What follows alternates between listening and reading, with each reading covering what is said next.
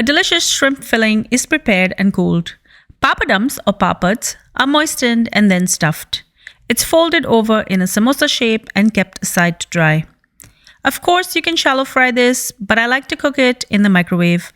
Either way, it's crispy and delicious.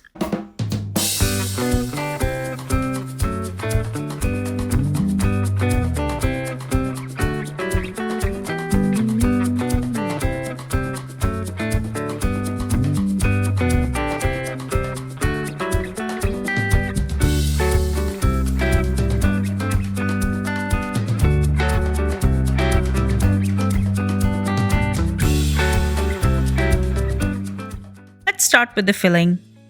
Heat up a little oil and add half a cup of small cubed potatoes. It's important that everything is cut small so it's easy to stuff.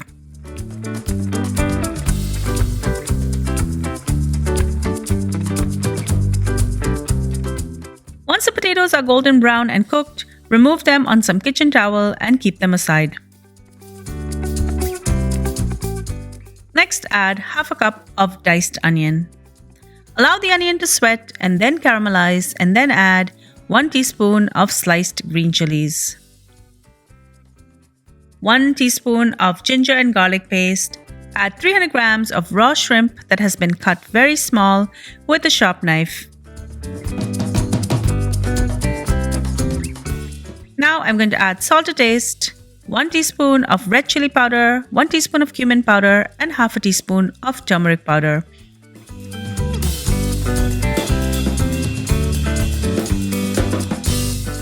Mix this well together. Add a bit more oil if needed, but make sure that you don't add too much oil as we want this filling not to be too oily. Once the shrimp is cooked, and this shouldn't take too long, add in the cooked potatoes.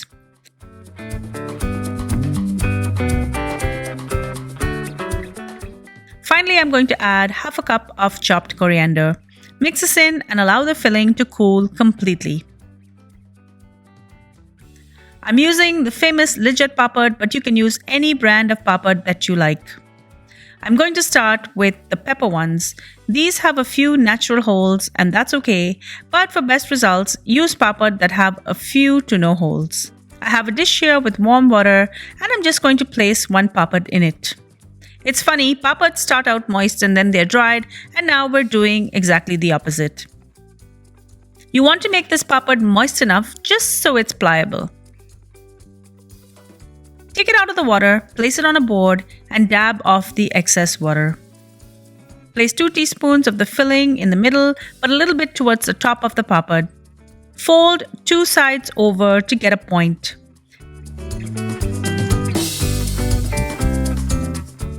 Now I'm going to fold over the bottom and fold over any extra on the other side.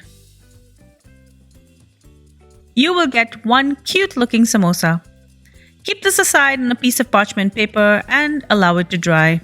Now I'm going to continue to do the same with the rest.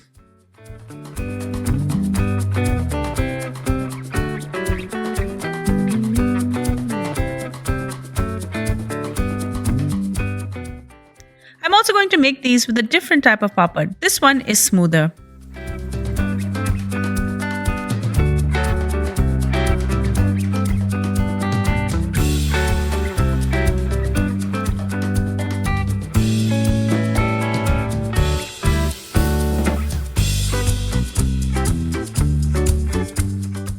To cook these papad samosas, you can simply shallow fry them, cook them on one side, and then flip them over. To get the sides of the samosas, I like to stand them up on the sides of the pan. Shallow frying these give it a really nice color. I prefer, however, to microwave these samosas. Clean and dry your microwave glass plate, and I'm just going to brush on a thin film of oil to prevent sticking.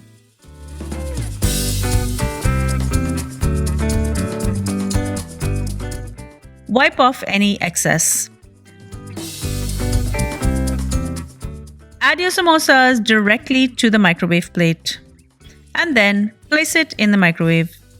Add a minute at a time on your timer and flip it in between. Now, not all microwaves are built equal, so it could take anywhere from 2 to 4 minutes, and sometimes it could take a bit longer if you feel that they're not crisping up. The microwave version, it won't give you that beautiful color that you get from the fried samosas, but it doesn't have that greasy feel, and I love that. Enjoy.